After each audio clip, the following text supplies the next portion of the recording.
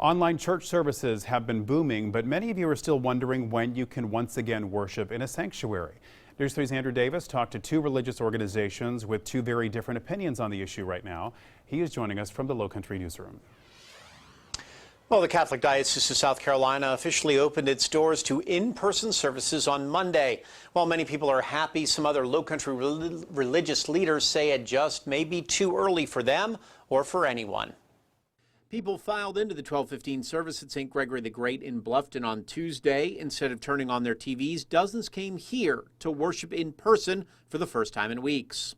They want to gather. It's that connectivity that you feel as parishioners and folks wanting to gather and celebrate the Eucharist as Catholics, and certainly to celebrate our faith together.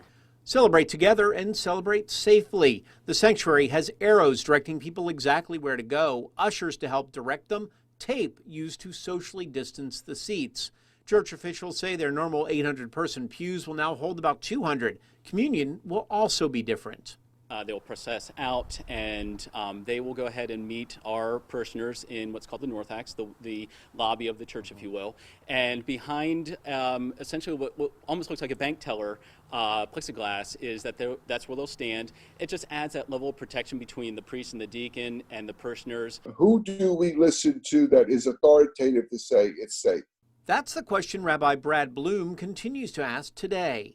If my policies lead to increased infections, somebody getting very sick, I could not stand on my conscience to have that responsibility.